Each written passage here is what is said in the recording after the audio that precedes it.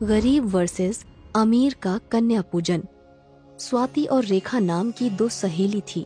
स्वाति गरीब और रेखा बहुत ही अमीर थी। रेखा को वैसे तो गरीब लोग पसंद नहीं थे, लेकिन स्वाति रेखा के घर के कामों में बहुत मदद करती थी। बस इसी वजह से वो स्वाति से मेल जोल रखती थी। एक दिन, स्वाति, परसों से नवरात्रे शुरू होने वाले हैं, चलो मार्केट से नवरात्रों का सामान लेकर आते हैं। भैया, मुझे एक फिनाइल की बोतल दे दो। स्वाति, तुम भी ले लो, इससे पोछा लगाने से घर साफ सुथरा रहता है और माता को साफ घर बहुत अच्छा लगता है। नहीं रेखा, मेरा घर कच्चा है तो मैं उसे गोबर से ही लीपती हूँ। ठीक है। दोनों दूसरी दुकान पर जाते हैं। भैया, आप मुझे ये फूलों की माला दे दो, 2 जोड़ी निकाल देना, मेरी सहेली भी लेगी। अरे, मैं ये नकली फूल माला नहीं लूंगी, मैं माता को असली फूल माला चढ़ाती हूँ। पता नहीं इतना सब कैसे करती हो, इतना टाइम कैसे निकाल लेती हो इन सब के लिए। वैसे भी आजकल जब सब चीजें बनी बनाई मिलती हैं, तो क्यों इतनी मेहनत करनी। वैसे भी मेरे पास तो इतना टाइम ही नहीं जो डेली माला बदलूं। एक दिन लगाओ और पूरे दिन तक छुट्टी। हाँ रेखा, लेकिन मुझे ये सब करके अच्छा लगता है। दोनों सहेली सामान लेकर घर आ जाती हैं और पहले नवरात्रे वाले दिन, अरे स्वाति, जरा अपनी नवरात्रि की तैयारी तो दिखाओ। हाँ हाँ बहन, आ जाओ, देखो ना। अरे, ये दरवाजे पर आम के पत्तों की लड़ी। ओहो, पूरे घर में गोबर की बदबू। हाय, कैसे रह लेती हो तुम इतनी बदबू में। देखो, ये ताजा फूल हो गए ना बासी। अगर तुम यही प्लास्टिक के फूलों की माला लगाती तो पूरे 9 दिन तक ताजा रहते। अभी तो शाम भी नहीं हुई, अभी से ही तुम्हारी मेहनत हो गई ना पानी में।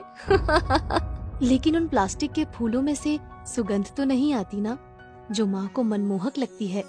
इसमें क्या बड़ी बात है, सुगंध के लिए परफ्यूम छिड़क दो। और वैसे भी इस गोबर की बदबू के आगे कहाँ परफ्यूम काम करेगा। और ये क्या, तुमने माता मिट्टी की बनाई है? मेरी माता की मूर्ति देखना, देखती रह जाओगी। बहन, मैं तो हर साल ऐसे ही अपने हाथों से माता की मूर्ति बनाकर पूजा करती हूँ। हाँ ठीक है, माता की मूर्ति बहुत पैसों की आती है, तुम्हारे पास इतने पैसे कहाँ। अब तुम जो भी समझो, इसे मेरा माता के प्रति प्यार समझ लो या मेरी गरीबी, लेकिन मुझे अपने हाथ से माता की मूर्ति बनाना बहुत अच्छा लगता है। अरे, ये तुम्हारी रंगोली है, कितनी फीकी सी लग रही है, इसमें रंग ही नहीं भरे। नहीं रेखा, मैं बस चावल के आटे से ही रंगोली बनाती हूँ। रात को चावल भिगोकर सुबह उसे पीसकर आटा बनाकर ये रंगोली बनाती हूँ। उफ, पागलपंती की भी हद होती है। तो मेरे घर चलो, मैं तुम्हें अपनी तैयारी दिखाती हूँ। ये देखो, सबसे पहले मेरी माता की मूर्ति, और ये देखो मेरी रंगोली वाला स्टिकर। बस पीछे से कागज हटाओ और चिपका दो, बन गई 2 मिनट में रंगोली। तुम्हारे जैसे थोड़ी भिगाओ, पीस कर बनाओ।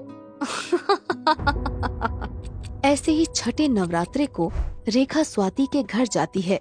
स्वाति, ओ स्वाति, चलो बुलावा आया है, माता ने बुलाया है। चलो बुलावा आया है, माता ने बुलाया है। अरे पागल, क्या कर रही है? माता का कीर्तन कर रही हूँ। अरे, कहीं अकेले भी कोई कीर्तन होता है क्या? तुम चलो मेरे घर, मैंने आज का कीर्तन रखवाया है, वहाँ देखना कैसे कीर्तन होता है। स्वाति रेखा के घर कीर्तन में जाती है और कीर्तन खत्म होने के बाद, देखो, इसे कहते हैं कीर्तन। कीर्तन में बहुत पैसे लगते हैं, मंडली बुलानी पड़ती है जो माता के अच्छे अच्छे भजन गाती हैं, और उसके बदले में वो पैसे लेती हैं, और बहुत सारे लोग कीर्तन में आते हैं। तुम तो अपने घर में अकेली बैठे बैठे कीर्तन कर रही थी। हाँ बहन, अच्छा लगा माता के भजन सुनकर और गाकर। रेखा को मैं अपनी सबसे अच्छी सहेली मानती हूँ, फिर भी रेखा मुझे बात बात पर अमीरी और गरीबी का पाठ क्यों पढ़ाती रहती है। अब जितना मेरे पास होगा मैं उतना ही तो करूँगी।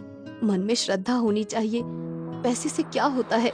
चलो जाने दो, मैं भी किसकी बातों को सोचकर दुखी हो रही हूँ। रेखा की तो आदत ही है पैसा पैसा करने की। मैं तो अपनी दुर्गा माँ की पूजा में लगती हूँ और स्वाति अपनी दुर्गा माँ की शाम की पूजा में लग जाती है। ऐसे ही 9 दिन बीत जाते हैं और कन्या पूजन का दिन आता है। रेखा और स्वाति दोनों ही कन्या पूजन करती हैं। तभी वहाँ पर एक साधु बाबा आ जाते हैं। आओ बाबा आओ, आप सही समय पर आए हो। ये लो, मैं कन्या पूजन कर रही थी तो आप भी ये माता का प्रसाद ले लो। और ऐसा बोलकर रेखा उनके और कन्याओं के हाथ में चॉकलेट, पेस्ट्री और बिस्किट के पैकेट रख देती है। वो सब लेकर बाबा चुपचाप वहाँ से चले जाते हैं। रेखा के घर से निकलकर साधु बाबा स्वाति के घर की तरफ बढ़ते हैं। अरे वाह, क्या मनमोहक पकवानों की सुगंध आ रही है। हरिओम, जय भोले शंकर की, जय माता दी। बाबा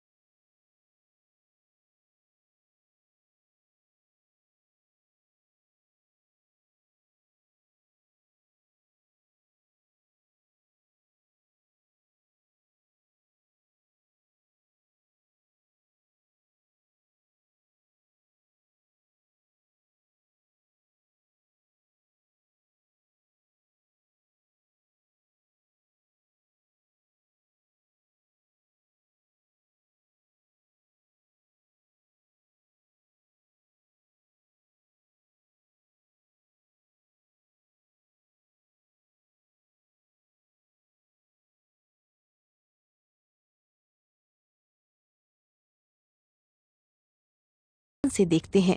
फिर कन्या पूजन के बाद स्वाति साधु बाबा को बड़े आदर सत्कार से खाना खिलाती है। खाना खाकर बाबा चलने लगते हैं। तभी रेखा वहाँ आ जाती है और साधु बाबा चलते चलते स्वाति को बोलते हैं, खुश रहो बेटी, ऐसे ही मन लगाकर माता की पूजा करना। माता रानी तुम्हारी पूजा से अवश्य प्रसन्न होंगी। माता रानी तुम्हें खूब तरक्की दे, ताकि तुम ऐसे ही हमेशा नवरात्रों में कन्या पूजन करती रहो। अरे बाबा, ये क्या बात हुई? मैंने भी तो कन्या पूजन किया था, मुझे तो आपने ऐसा आशीर्वाद नहीं दिया। बेटी, तुम बुरा मत मानना, इतना पैसा होने के बाद भी तुमने अपने घर में कुछ नहीं बनाया। बिना मेहनत के ही बाजार से बना बनाया लाकर कन्याओं को वो खाने का सामान पकड़ाया और उन्हें खड़े खड़े ही वापस भेज दिया। पता नहीं वो सब कैसे हाथों से बना था, पता नहीं उसमें क्या क्या डाला गया था और क्या नहीं डाला गया। मुझे ये सब अच्छा नहीं लगा और इसीलिए मैं तुम्हें झूठा आशीर्वाद नहीं दे सकता था। और अगर तुम्हें सच बोलता तो क्या पता तुम्हें क्रोध आ जाता, इसलिए मैं वहाँ से चुपचाप चला गया। लेकिन यहाँ देखो, इस बेटी ने गरीब होते हुए भी अपनी मेहनत से सारे घर को सजा रखा है। इसने कितने मन से अपने हाथों से एकदम शुद्ध और स्वादिष्ट भोजन तैयार किया है। इस भोजन को तो माँ भी खाकर मंत्र मुग्ध हो जाएंगी। और इसने बड़े ही प्यार से कन्या को बैठाकर भर पेट भोजन करवाया। बाबा की बात सुनकर रेखा रोने लगती है और हाँ बाबा, आप ठीक ही बोल रहे हो।